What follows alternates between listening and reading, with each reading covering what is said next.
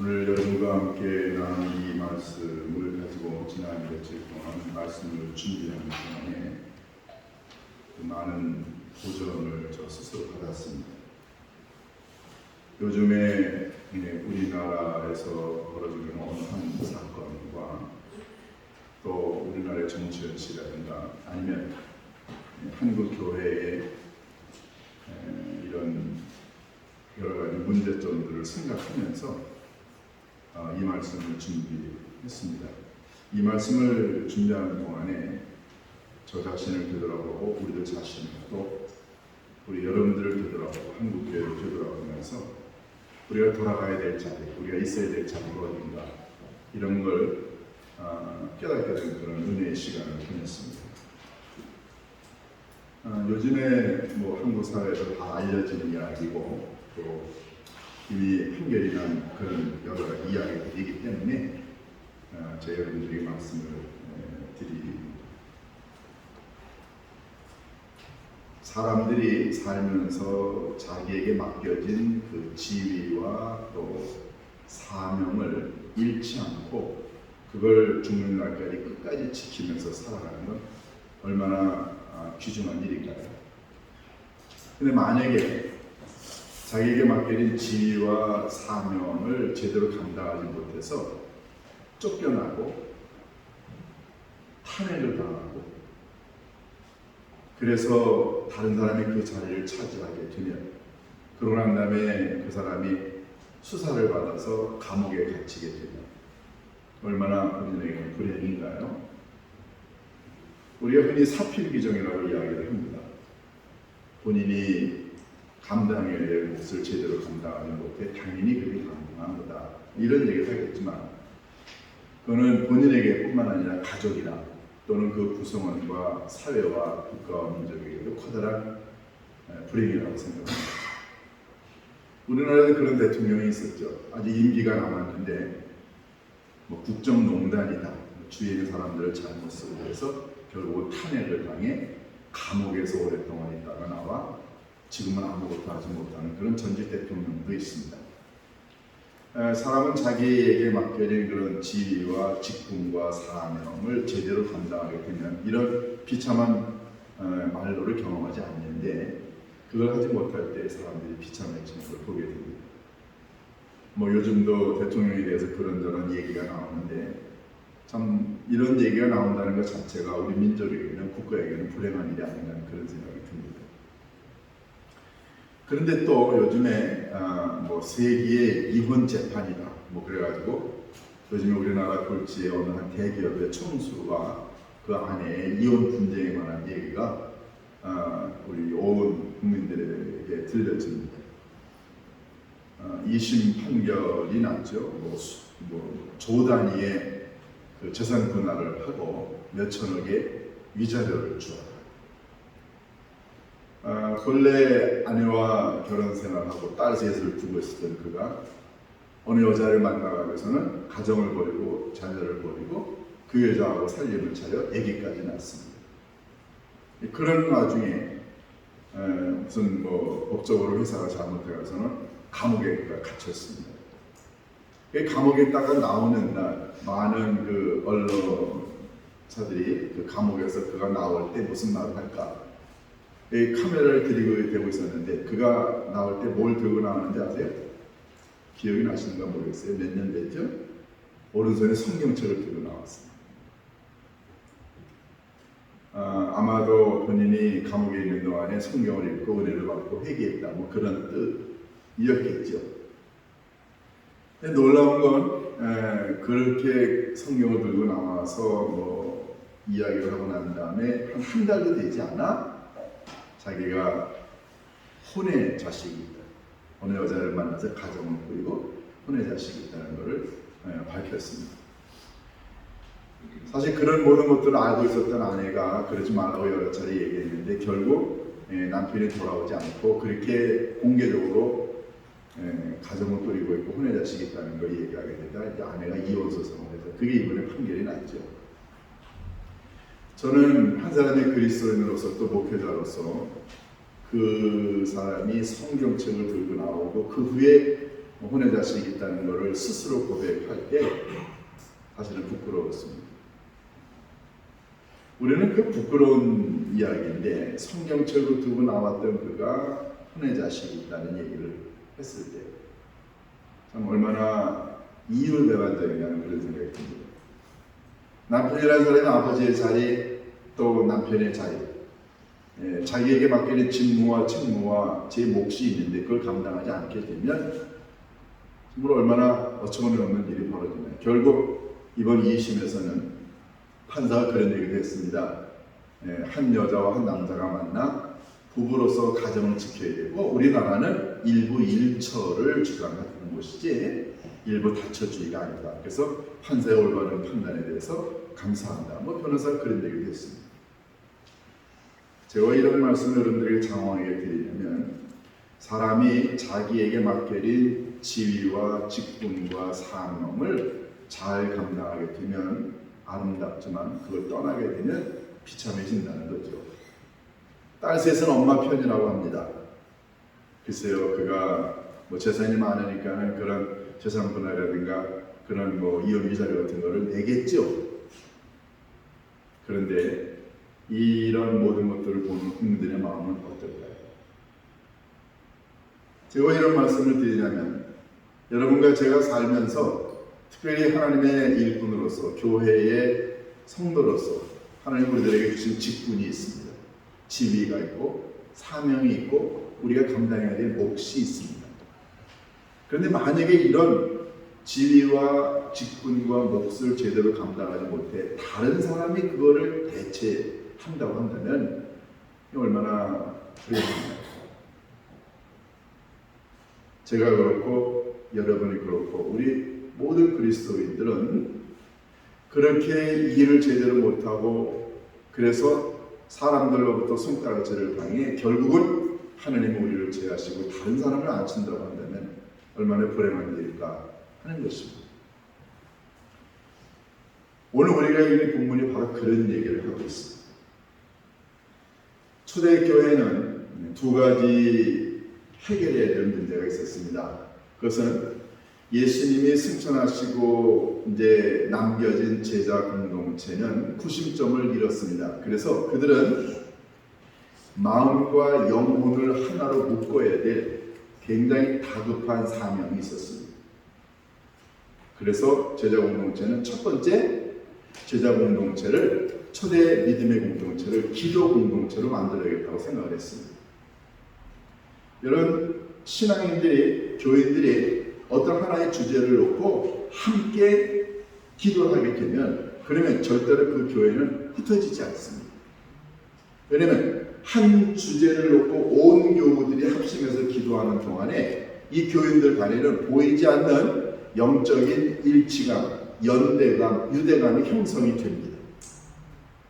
우리가 질병 때문에 아니면 사업이나 아니면 재정적인 문제 때문에 고통당하는 교우들을 놓고 합심해서 기도하게 되면 우리의 모든 관심은 회복과 하나님의 계획과 인도하심입니다. 자연스럽게 영적인 공동체가 만들어집니다.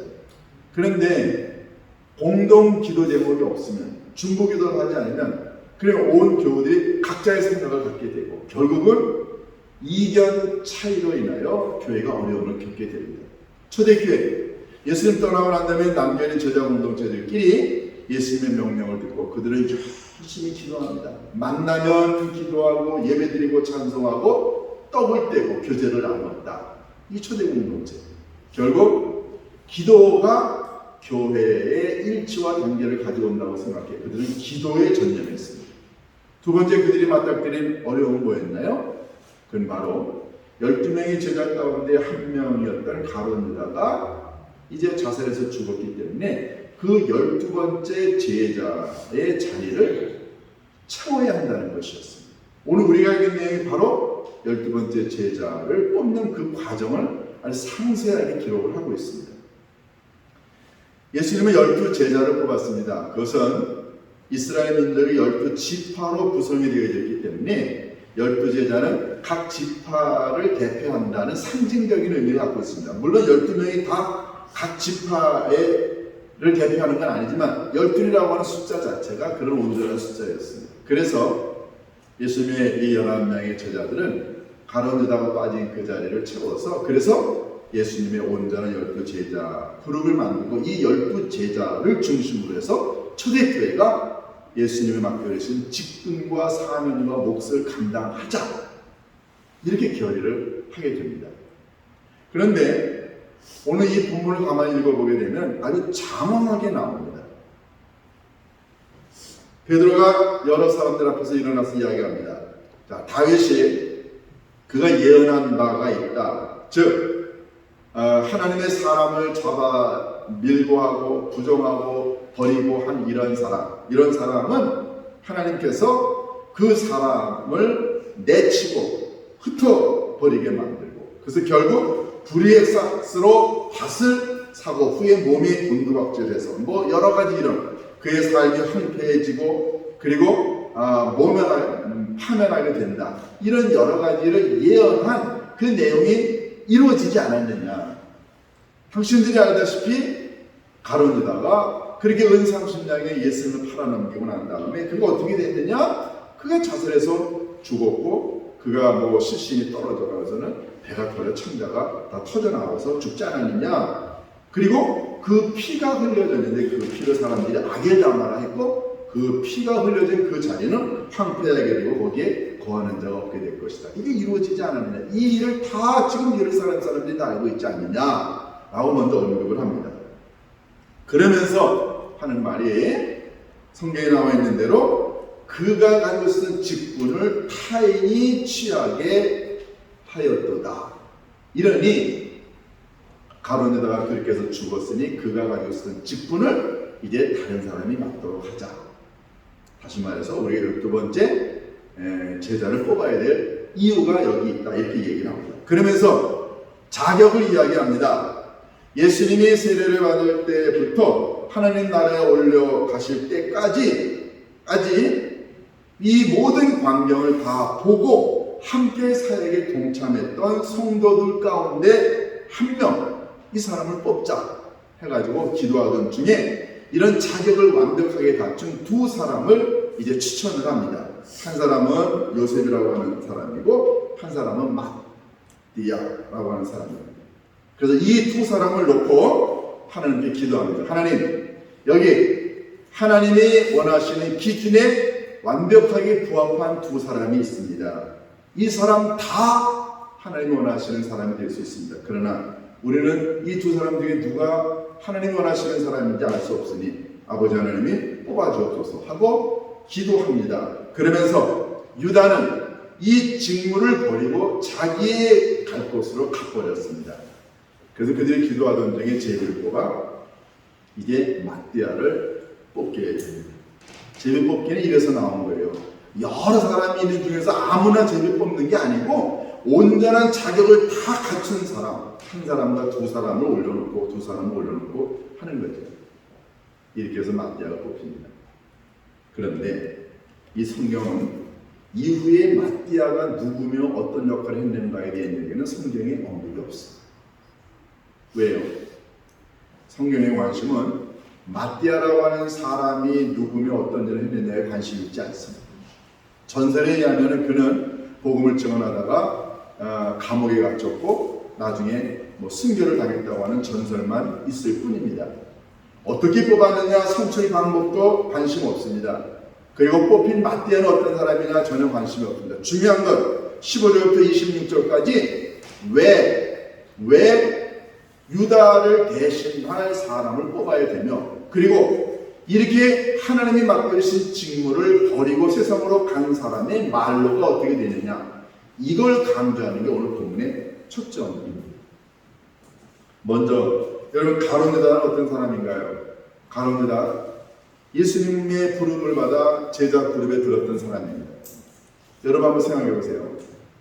예수님이 제자 그룹에 들어와서 제자가 되었다. 그리고 제자 그룹의 회계를 맡았던 사람이었다라고 한다면 그가 얼마나 인정을 받는 유능한 사람이었느냐를 알 수 있습니다. 그는 예수님 사역하는 동안에 모든 걸 다 눈으로 목격했습니다.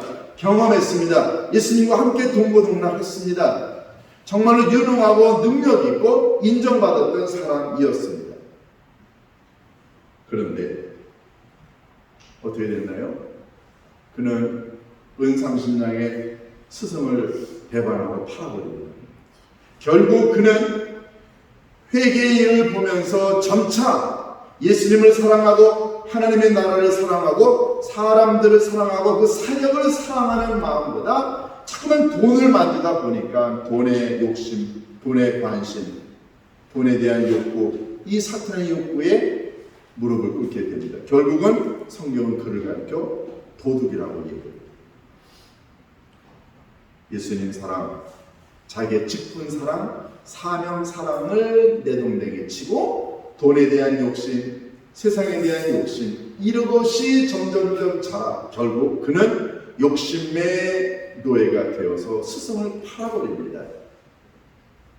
하나님이 그에게 주신 제자라고 하는 이 아름답고 고귀한 이 성스러운 직분을 망각하고 교회의 지도자가 되어 예수님을 승천하신 후 온 세계의 복음을 증언하라고 하는 예수님의 명령을 가볍게 여기고 결국 그는 자기의 육체의 욕심에 눈이 어두워 예수님을 버립니다. 이게 가룟 유다였습니다. 그리고 가룟 유다가 그런 하나님으로부터 부여받은 직무와 사명과 몫을 다 버리고 그가 돈을 쫓을 수밖에 없었던 이유는 결정된 건 재물에 대한, 돈에 대한 욕심이었습니다. 만약에 여러분과 제가 신앙생활하는 동안에 하나님이 우리 모두에게 맡겨주신 성도로서, 재직으로서, 목회자로서, 그리고 한 사람의 한국교회의 성도로서 우리들에게 맡겨주신 직무가 있는데 교회가 예수님으로부터 부여받은 증인공동체, 섬김공동체, 사랑공동체라고 하는 이 아름다운 직무와 몫이 있는데 만약에 교회가, 성도가, 목회자가 이런 모든 몫을 내려놓고 이걸 무시하고 세상의 쾌락, 권력, 명예, 세상의 재미에 빠져 그리로 돌아간다고 한다면 가룟 유다하고 뭐가 되는가요? 우리는 성경에서 이런 가룟 유다의 삶을 먼저 경험했던 잘못된 인생의 삶을 살았던 몇 사람을 보게 됩니다. 먼저 에서와 야곱입니다. 에서는 이삭의 첫 번째 아들이었습니다. 하나님께서 아브라함을 통해 이삭을 기적과도 같이 이 세상에 태어나게 하셨어요. 하나님은 아브라함을 부르셨을 때 아무 자식이 없었지만 하나님이 약속하셨습니다. 아브라함아, 내 후손이 바다의 모래알처럼 많아지고 하늘의 별처럼 많아지리라. 내가 민족의 시조가 되고 내가 복의 근원이 되리라 약속하셨습니다. 하나님은 그런 아브라함에게 하셨던 약속을 하나님은 실제로 이루셨습니다. 이삭에게 자식을 줬습니다. 어렵게 얻은 이삭, 레아와의 관계에서 아들을 얻습니다. 쌍둥이를 얻죠. 첫 번째로 낳은 아들이 에서고 에서의 뒷발꿈치를 잡고 낳은 아들이, 둘째 아들이 야곱입니다. 이스라엘 사회에서 장자는요, 장자 상속권을 갖게 됩니다. 그러면 모든 재산의 반을 갖고 나머지를 다른 형제들이 나눕니다. 얼마나 커다란 유산 상속인가요? 그런데 이 장자가 갖고 있는 유산 상속권보다 더 위대하고 소중한 권한이 하나 있습니다. 그건 다름이 아니라 아버지 하나님께서 아브라함에게 주셨던 이스라엘 축복의 근원, 아브라함을 통해 이삭을 통해 그리고 이어지게 될 사람, 즉 에서 자기 자신에게 하나님이 주신 축복권이었습니다. 그런데 에서는 이 축복권을 어떻게 했나요? 에서는 나쁜 사람이 아니었습니다. 무능한 사람도 아니었습니다. 그런데 하나님이 이 에서에게 준 이 아름다운 장자권, 축복권을 에서는 팥죽 한 그릇에 동생에게 팔아먹었습니다. 배가 고팠겠죠. 그렇지만 그 장자권과 축복권이 팥죽 한 그릇만 못할까요? 그는 장자로서 누릴 수 있는 이 장자권과 그리고 그 아름다운 신앙 전수권, 축복권을 그는 너무너무 가볍게 여겼습니다. 에서는 나쁜 사람이고 야곱은 좋은 사람, 이거 아닙니다. 단지 에서의 관심이 뭐였느냐가 중요하죠. 에서는 하나님이 주신 이 축복권과 믿음 상속권과 그리고 이 장자권을 너무너무 가볍게 여겼습니다. 결국 그는 그 모든 것들을 다 내려놓고 팥죽한 것에 이 모든 것들을 팔아넘기죠. 야곱은 나쁜 사람 아니었지만 그는 영리한 사람이었습니다. 그 장자권과 축복권이 얼마나 소중하고 위대한 것인가를 알았습니다. 그는 아버지 이삭이 나이 먹어 그래서 눈이 어두웠을 때 아버지를 속여가면서까지 아버지로부터 축복을 받습니다. 여러분, 배고픔 때문에 자기의 욕심 때문에 욕망 때문에 세상의 쾌락 때문에 아버지 하나님이 여러분과 제게 맡겨주신 이 사명과 목과 이 직분을 만약에 팔아먹거나 내려놓거나 만약에 이걸 사용하지 않는다고 한다면 우리는 에서의 전처를 받게 됩니다. 나중에 에서는 어떻게 되나요? 한 배 이삭에서 난 에서와 야곱이 두 민족의 시조가 됩니다. 에서는 지금의 아람 민족의 시조가 되고요. 야곱은 이스라엘 유대 민족의 시조가 됩니다. 둘은 지금 얼마나 많은 갈등을 하고 있나요? 우리는 두 번째 사람을 보게 됩니다. 바로 사울 왕입니다. 사울 왕은 베냐민 지파 출신입니다. 베냐민 지파는 이스라엘 12 부족 가운데 가장 작은 부족입니다. 그런데 하나님은 이 작은 부족에 있었던 이 사울이라고 하는 사람을 이스라엘의 초대 왕으로 세웁니다. 이게 얼마나 커다란 명예인가요? 이 영광인가요? 하나님은 사울을 사랑하셨습니다. 능력을 주셨어요. 그래서 기회를 주셨습니다. 권력을 주었고요. 그는 모든 걸 다 가지고 있었습니다. 그런데 사울에게는 결정적인 실수가 하나 있었습니다. 전쟁에 나갔는데요. 사무엘 선지자가 제사장에 와서 기도해 주고 난 다음에 전쟁에 나가야 되는데 일주일 동안 기다려도 사무엘 선지자가 오지 않았습니다. 그는 이래서는 안 되겠다 싶어서는 자기가 아버지 하나님께 제사를 드립니다. 여러분, 이스라엘 사회에서 왕의 책무가 있고 제사장의 책무가 있죠. 그런데 사울은 내가 왕인데 내가 왜 못해? 자기의 지위와 권한을 이용해가지고서는 제사장의 직무를 자기가 합니다. 이게 교만이죠. 결국 그는 욕심과 교만 때문에 하나님의 종이 해야 될 일을 자기가 하는 실수를 저지르게 됩니다. 사무엘상 13장 이하에 보면은 사무엘이 이제 돌아옵니다. 당신 무슨 짓 하는 거예요? 사울이 이야기합니다. 당신이 안 오니까 내가 제사를 지냈다. 그때 사무엘 선지자가 뭐라고 그럽니까? 당신이 만약에 당신의 직무에 충실했다고 한다면 하나님이 당신의 왕위를 계속 이어갔을 것인데 당신이 하나님께 범죄함으로 말미암아 당신의 위가 끊어질 것이다. 하나님은 사울을 버리셨어요. 자기의 직무를 버리고 그리고 자기의 욕심에 따라 살아가는 사울을 버려 하나님은 다윗을 선택하십니다. 다윗은요 아무 보잘것없는 집안 사람입니다.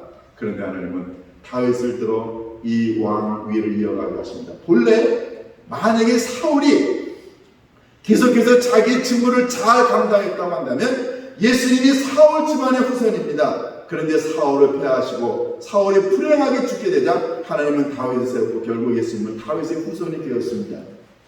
여러분, 사울의 실수는 뭐였나요? 자기의 직무를 내려놓고 교만하고 욕심을 부려 결국 하나님으로부터 그는 버림을 받게 됩니다. 가룟 유다의 얘기로 다시 되돌아가 볼까요? 가룟 유다 예수님을 판 결정적인 실수를 했습니다. 그런데 베드로는 어떤가요? 베드로는 자기 스승을 모른다고 3번이나 부인했습니다. 하나님 보시기에 이 두 사람은 모두가 다 죄인입니다. 그런데 가룟 유다는 회개하고 돌아오지 않았습니다. 베드로는 가슴을 찌며 통곡하며 회개합니다. 여러분, 가룟 유다의 이름은 어떤 의미가 있나요? 가롯은 그가 태어난 지역 이름이고요. 유다가 그의 이름입니다. 원래 유다라고 하는 이름은 하나님을 찬양하다라고 하는 좋은 뜻입니다. 성경에 보면 이 야곱의 4번째 아들이 유다입니다. 모든 형제들이 그 어린 동생 요셉 그를 죽이자라고 했을 때 이 유다가 4번째 형 유다가 나타나서 형들 어떻게 우리 동생을 죽입니까? 죽이지 말고 저 이스마엘 사람들 상인에게 팔아넘깁시다. 그는 상당히 신중한 사람이었어요. 그래서 유대 사회에서 유다라고 하는 이름은 굉장히 좋은 이름이었습니다. 예수님에게 4명의 남동생이 있었는데 그 4명의 남동생 가운데 한 명 이름도 유다였습니다. 굉장히 좋은 이름이었죠. 그러나 지금 이스라엘에서도 그렇고 전 기독교 국가에서는 유다라고 하는 이름을 사용하지 않습니다. 왜냐하면 유다, 그것은 배신자의 아이콘이기 때문에 그렇습니다. 그 좋은 이름이 있음에도 불구하고 자기의 유익을 위해서, 육적인 쾌락을 위해서 그 돈의 눈이 얻어서 자기의 직무를 망각하고 스승을 팔아먹는 자, 배반자의 아이콘이 유다가 된 거예요. 여러분, 유다 신드롬이라고 하는 단어가 있습니다. 스포츠계에서 사용하는 말인데요. 자기가 소속했던 팀이나 자기를 지도했던 지도자를 버리고 상대 팀으로 가거나 옮기거나 아니면은 그 자기가 존경했던 자기의 지도자를 밀치고 자기가 그 자리를 차지할 때 그걸 가리켜 유다 신드롬이라고 이야기합니다. 우리나라에 여러 그런 선수가 있었죠. 다 아는 얘기라 제가 말씀드립니다. 옛날에 SK의 지도자였던 감독이었던 이만수 씨가 그랬어요. 그 15년 동안 삼성라에 있었죠. 그런데 나중에 SK로 옮깁니다. 거기에 우리나라 유명한 김경문 감독이 있었죠. 유명한 감독이 있었습니다. 그런데 그 팀에 가서는 수석 코치 하다가 사이가 안 좋아서 결국 그 유명한 감독을 밀쳐내고 그가 감독이 되었을 때 모든 사람들이 그를 향하여 손가락을 찔렀습니다. 유다 만수라고. 그 사람은 그 이후로 야구 인생 힘들어하고 있습니다. 근데 놀라운 건 그가 아주 유명한 기독교인이었습니다.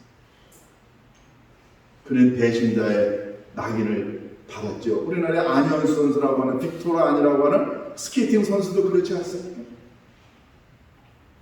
여러분, 이 유다라고 하는 이 아름다운 이름, 그런데 그는 돈 때문에 자기 자신의 세상적인 욕망 때문에 스승을 버리고 제 몫을 버리고 사명을 버리고 직분을 버리고 간 사람. 하나님께서 여러분과 제게 너무너무 귀한 직분을 주셨어요. 목사의 직분을 줬고 장로의 직분을 줬고 권사와 안수 집사님 모든 아름다운 직분을 줬는데 만약에 우리가 그 직분을 제대로 감당하지 못하고 세상으로 빠지고 돈에 대한 욕심, 세상의 쾌락에 대한 욕심, 게으르고 나태한 이 모든 것들 때문에 어느 날 하나님께서 우리를 제어하시고 우리의 자리를 다른 사람으로 배치한다고 하면 여러분, 우리는 얼마나 비참한 인생이 되나요? 어느 누구도 여러분과 제게 하나님이 맡겨주신 이 직분, 그 자리를 대체하도록 내버려 둘 수 없습니다. 여러분은 어떠신가요? 여러분, 하나님이 여러분에게 맡겨주신 직분과 그 직무와 몫을 잘 감당하고 있나요? 사울이 비참한 말로를 경험했고요. 에서가 비참한 그런 삶을 살게 되었고 가룟 유다가 그랬습니다. 자기에게 맡겨주신 직분을 제대로 감당하지 못하고 세상으로 갔던 사람. 오늘 성경 본문 26절, 25절을 보면 유다는 이 직무를 버리고 제 곳으로 갔나이다. 제 곳이라는 건 뭔가요? 바로 직무, 하나님이 주신 직무, 초대교회를 부흥시키고 발전시키고 하나가 되어서 온 세계의 복음을 증언해야 될 이 고귀한 거룩한 사명을 망각하고 제 곳 어딘가요? 돈을 좋아하고 세상을 좋아하고 쾌락을 좋아하는 세상으로 가버렸다. 만약에 여러분과 제가 하나님 주신 아름다운 직분을 제대로 감당하지 못한다고 한다면 하나님은 우리를 밀쳐내고 다른 사람으로 하여금 우리의 직분 자리를 맡게 한다고 한다면 우리는 비참한 인생의 말로 살게 될 것입니다. 사랑하는 여러분, 오늘 이 본문이 여러분과 제게 주시는 이 놀라운 메시지는 바로 여기에 있습니다. 하나님이 우리에게 주신 이 직분을, 이 직무를, 이 몫을, 이 사명을 절대로 남에게 빼앗기지 말자는 거죠. 우리에게는 감당해야 될 직무가 있습니다. 하나님 우리들에게 직분을 주셨을 때는 그 직분에 걸맞는, 그 직에 맞는 희생과 헌신과 섬김과 봉사를 하라고 주셨죠. 만약에 우리가 이 직분과 이 사명을 올바로 감당한다고 한다면 하나님은 우리를 통해 교회와 우리들의 가족과 자녀선들의 삶을 아름답게 열어주실 줄을 믿습니다. 이 귀한 직분을 정말 목숨 다하여 하나님의 나라에 가는 그날까지 떼끼지 않고 잃지 않고 성실하게 이 직분을 다 감당할 수 있는 우리 모두가 될 수 있기를 주님의 이름으로 축원합니다. 기도하십니다. 고마우신 아버지 하나님, 오늘 주님이 주신 이 말씀을 가슴에 담고 이제 세상으로 나아가고자 합니다.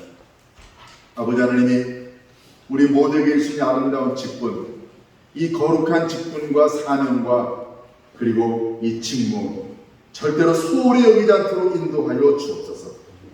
세상 돈에, 세상 쾌락에, 세상 재미에 빠져 하나님이 주신 이 거룩한 직무를 소홀히 여기거나 가볍게 여기거나 아니면 제쳐놓고 세상으로 달려가는 어리석은 자가 되지 않도록 인도하여 주옵소서. 하나님, 정말로 주님이 주신 이 직무가 너무너무 거룩한 직분이라 생각하여 하나님의 나라에 가는 그날까지 혼신의 힘을 기울여 희생과 헌신으로 이 직분을 감당으로 우리들의 자손과 하나님의 교회와 이 나라 이 백성이 바로 서게 되는 아름다운 역사가 있게 축복하여 주옵소서. 우리 주 예수 그리스도의 이름으로 기도하옵나이다.